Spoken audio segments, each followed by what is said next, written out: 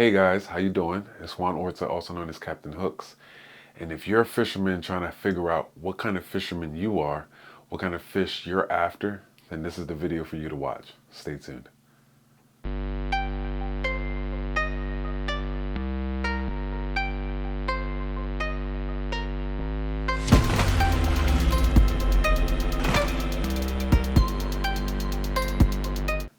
All right, guys, there's a lot of information out there as far as starting out fishing and figuring out fishing. But I feel like the one thing or the one concept that really doesn't get spoken about is what kind of fisherman do you want to become? Or what kind of fish are you after? And then furthermore, where are you going to be fishing from most of the time, especially starting out? So I think these two concepts are the two things that really need to be focused on, and we're going to dive into that a little more right now. In my point of view, and in my opinion, knowing how to fish, it's really just the ability to have a particular fish targeted in your mind, and then going out there and knowing the approach or attack or plan, what have you, whatever you want to call it. It's knowing the species you want to catch and then going out there and being able to target effectively. I think that's what makes a good fisherman. So each species and their respective approach really matters because you're simply not going to fish for a bluegill the same way you're going to fish for a catfish. And you're not going to take that same catfish setup and you're not going to go apply that to a trout setup.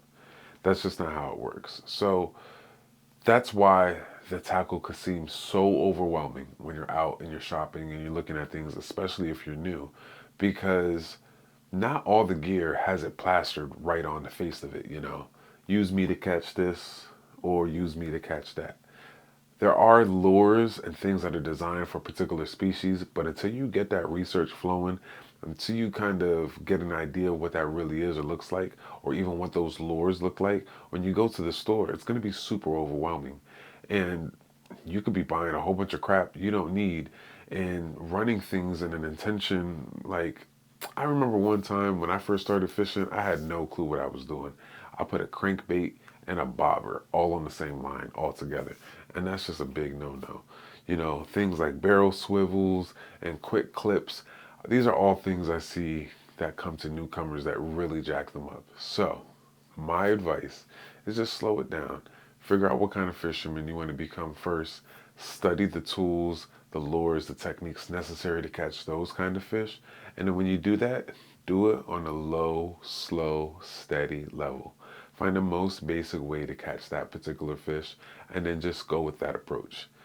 Start with that and then slowly start adding things to your arsenal, other techniques, other approaches. But first, find the most simplistic, find the most basic, find the most simple. For bluegill, it's just your regular line with a little hook, a little slip shot weight, or a little bullet style pinch weight, whatever you want to call it, a bobber, and some worm. You throw it in relatively shallow water and you're having a party all day long. So really understanding how to attack these particular fish, catfish, trout, what have you, is really going to change the dynamic. Once you understand how to attack or approach the particular fish or species that you're after, where they live, what they like to eat, what size lures work best for them, what size line, what power rod, and all these different things that I'm saying. We're going to go over these in more videos later on, but for now, this is the kind of mentality I really need you to think about. Before you go and spend any money, before you go spend a dime, just try to think to yourself, what kind of fisherman I am, what kind of angler am I, and then continue your approach and go on from there. Pick one of the species you like, and just, my best advice is start small. Start with the panfish, start with the bluegill, and then grow from there. But yeah, there's really not too much to it. Steady Eddie, slow still wins the race. Another thing is, you can't believe everything you hear.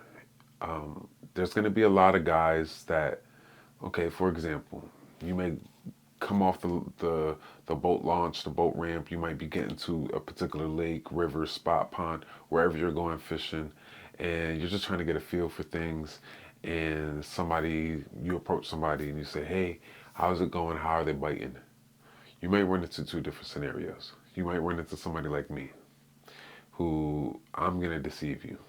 I'm going to throw you off. I'm not going to tell you what they're biting. In fact, I'm going to tell you to throw something that they're really probably not biting just because I don't want you to figure out the bite like I have. So you have guys like myself, like, oh, what were they hitting? Top water. And it was nothing like that that day. So you have guys like me who do that and who lead you astray because they don't want you up in certain spots. Oh, oh, I was catching them deep on this, or, so you have that. Then you also have to respect that everybody has a different approach and technique. For example, me, I'm a huge power fisher. So somebody who went out and finesse fished all day may not be lying when they say they caught them on a wacky rig or they caught them on a Ned rig. And if you don't know what those are, we'll get to that in a later video. But for now, they may say that, and you may go out and try to follow up with that, and you can't because that's outside of your comfort zone, especially if you're a power fisher, or vice versa.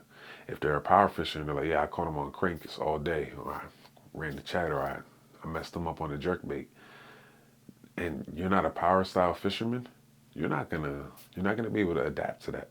So don't believe everything you hear. Fishing is a business, so you're gonna have lures and things that get dropped and come out during certain times of the year. And what you may not realize is those lures have been put in the hands of fishermen, professional fishermen, for 6 to 8 months prior. That all the footage that you're seeing is them going out for hours on end, just either fishing with that forever till they catch a fish, or catching fish another way and then making it look like they caught fish that way. That's just the reality of it. So you have to respect that there's a business aspect of things, and that just because something comes out and it's new, don't feel like you have to attach yourself to it, or don't get caught up in the hype, because there's a lot of gimmicks when it comes to lures and things like that. And that's just something I found in my experience. It's not that all different things are gimmicky, but there's gonna be times where things come out and it's gonna seem so fire and so proven, and that's a byproduct of that kind of like, I don't want to say dishonest, but because like I said, this is a business. It's still a fishing business. So keep that in perspective when you're going out and you're buying stuff and you're looking at stuff. Don't get caught up in the new this or the new that, especially if it's gear that's designed for the boat. A lot of times I see guys fail because they buy products that are designed for like a boat style setup, live scope, and there are lures that work more effectively with certain technologies and just certain, and these guys don't have that. These newcomers don't have that. So that contrast is huge, because if somebody like me doesn't come and approach you and tell you, hey, don't listen to that crap, you buy into it because you don't know not to buy into it. So that's something I just want to have you keep into perspective, that understand this whole thing is a business. And once you start getting online with things like, targeted advertisement, once you start putting things in your Google search, they know what to start hitting you up with. So be careful, be easy. Don't believe everything you read or see. And then also be careful when you come on places like YouTube, because everybody is in a different region. The way you catch them out Midwest or down in Texas, out in Florida, Louisiana, Georgia, the dynamics are different. They're different all over the place.